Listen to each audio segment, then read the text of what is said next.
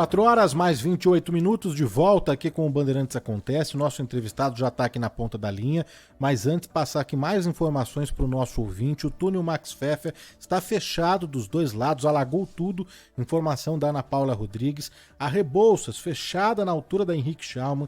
O túnel Fernanda Vieira de Melo bloqueado em ambos os sentidos por medida de segurança, reflexo da chuva forte que atingiu mesmo a capital paulista. Os ouvintes também participando, mandando mensagem, os relatos aqui para o nosso WhatsApp e também para o nosso chat do YouTube. A gente vai trazer aqui mais detalhes ao longo do Bandeirantes Acontece. A gente abre espaço agora, viu, Zaidan e ouvintes, para o Igor Lucena, economista, doutor em Relações Internacionais, membro do Royal Institute of International Affairs. Muito boa tarde, Igor. Como vai? Seja mais uma vez muito bem-vindo aqui à Rádio Bandeirantes. Boa tarde, mais uma vez é um prazer estar aqui falando com todo mundo.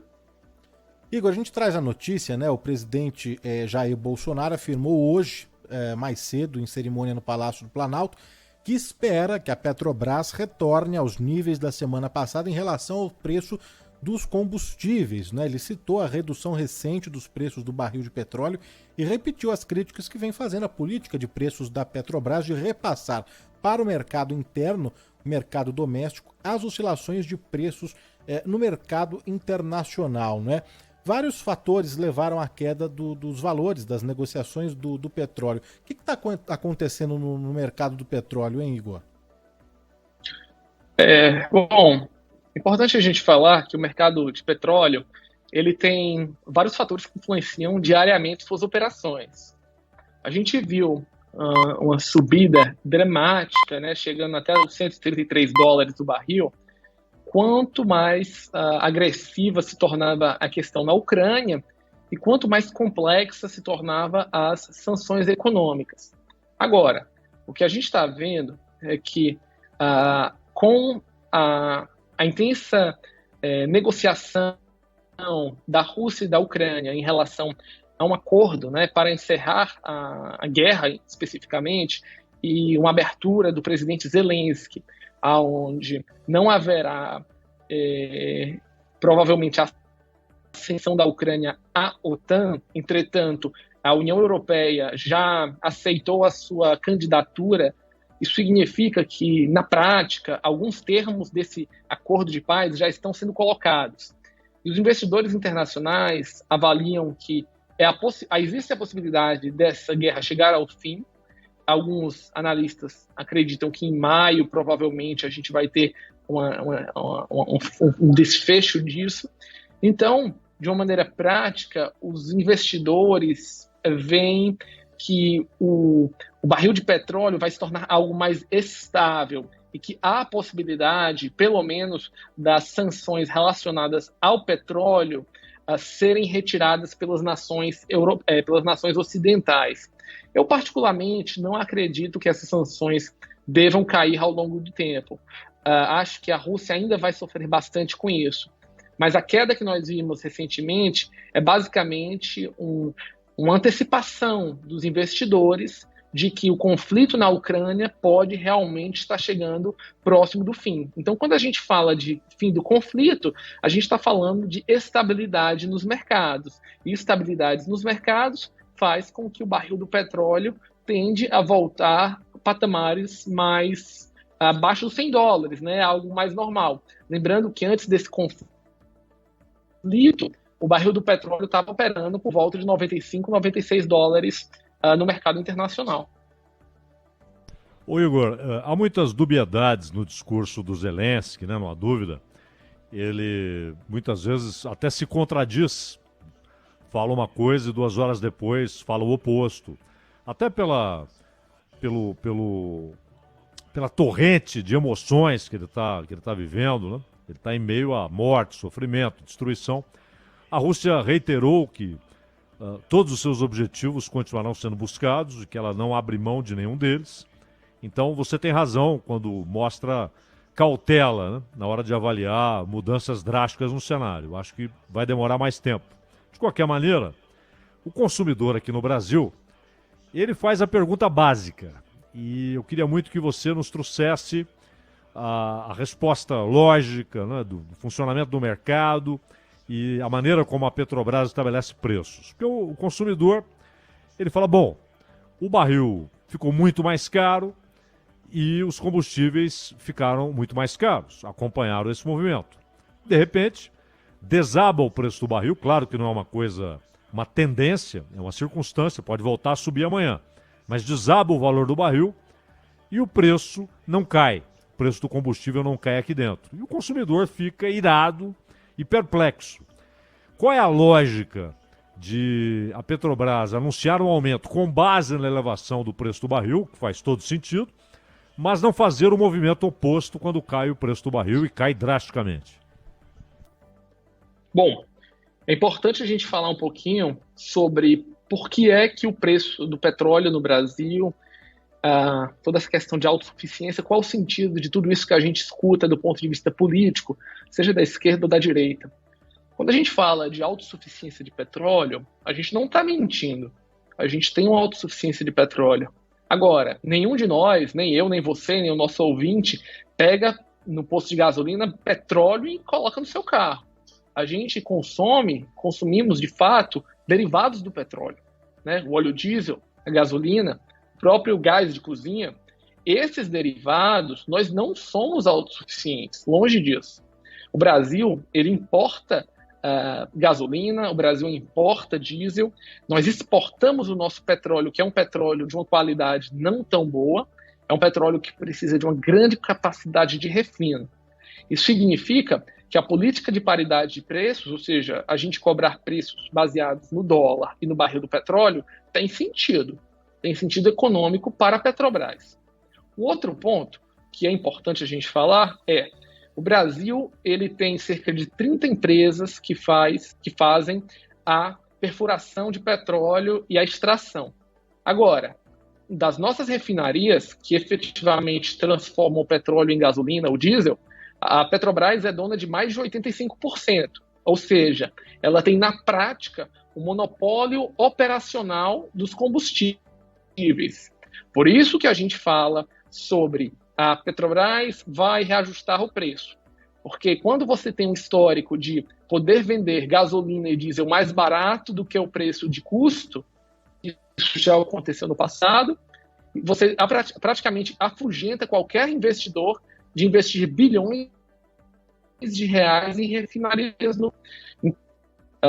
Dado esse contexto, nunca o Brasil vai ter uma concorrência de mercado eficaz se nós não tivermos, da mesma maneira que temos 30 empresas trabalhando na extração de petróleo, se nós não tivéssemos 10, 15 na parte de refino, onde nenhuma tem a capacidade de ditar preços.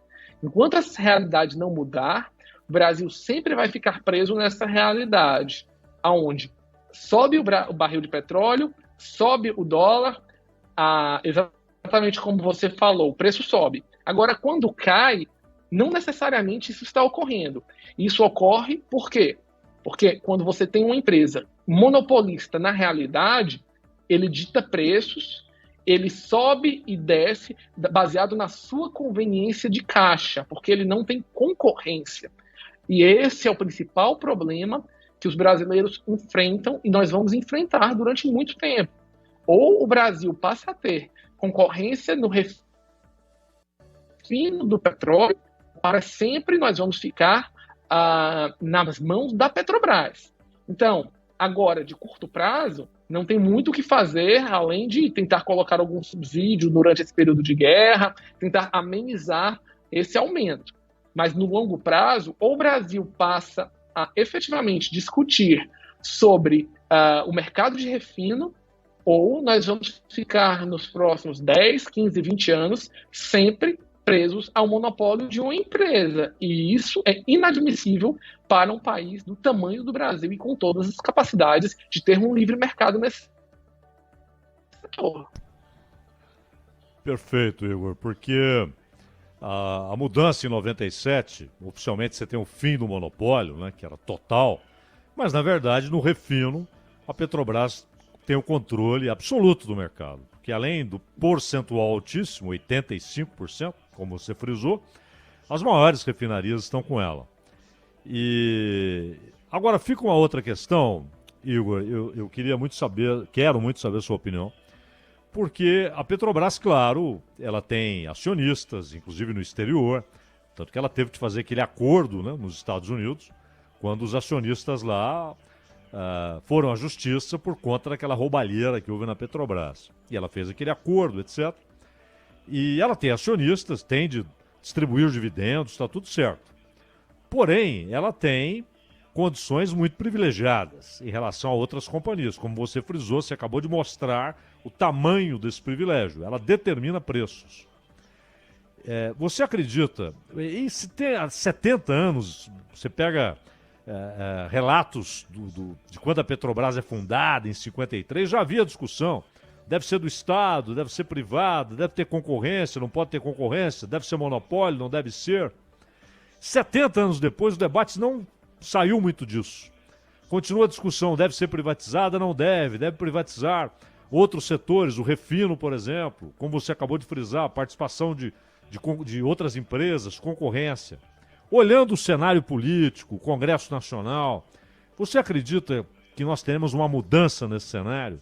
Ou os anos passarão, as crises virão e irão, e a Petrobras continuará controlando o refino e o Brasil continuará dependente da importação de derivados do petróleo?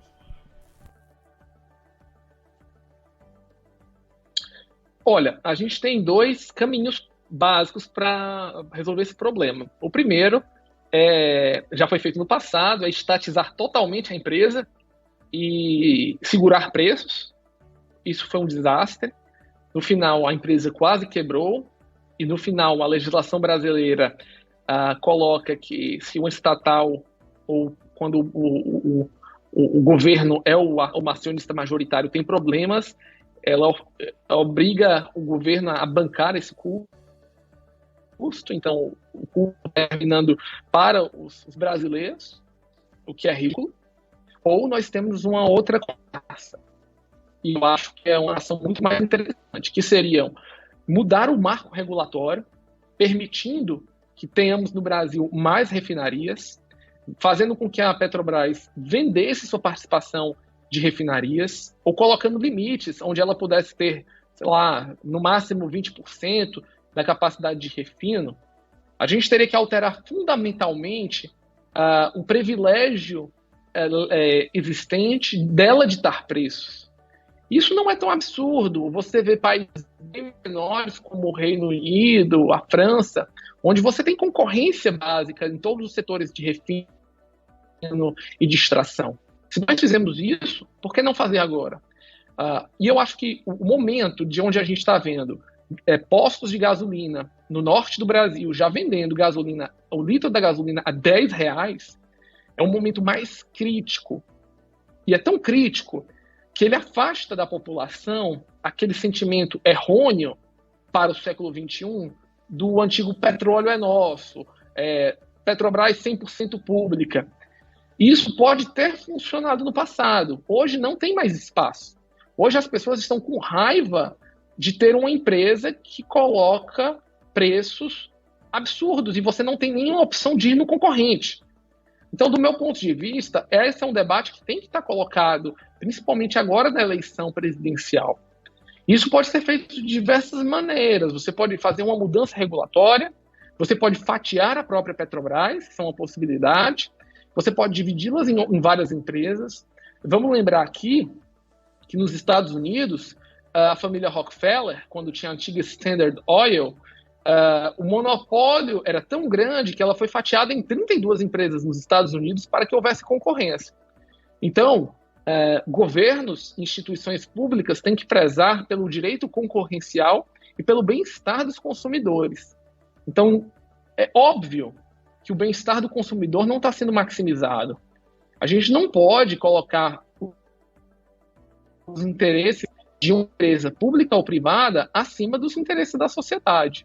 Da mesma maneira como eu acho que se estamos criando um fundo de subsídio do preço do petróleo, da gasolina, que ele seja feito com os 37% de dividendos da Petrobras do acionista majoritário, que é o governo federal. Os dividendos dos acionistas privados, cada um faz o que quiser, lei de mercado. Agora, se o governo federal realmente quer usar esses dividendos e royalties para subsidiar parte dos combustíveis, ótimo, eu acho que tem sentido, é a função do governo. Mas, do ponto de vista de mercado, precisamos reformular fundamentalmente a lei da Petrobras ou transformá-la em um outro tipo de empresa. Porque, senão, nos próximos 15 anos, as próximas crises e choques do petróleo, a gente vai ficar incapacitado. E isso é o que a gente vê hoje. Nem mesmo o governo consegue fazer nada, porque não se preparou para uma situação como essa.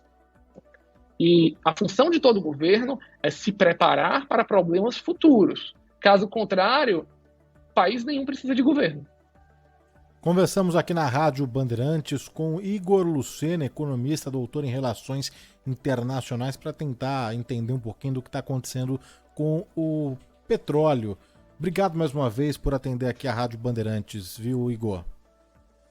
Eu que agradeço e fico sempre à disposição da rádio e de todos os ouvintes.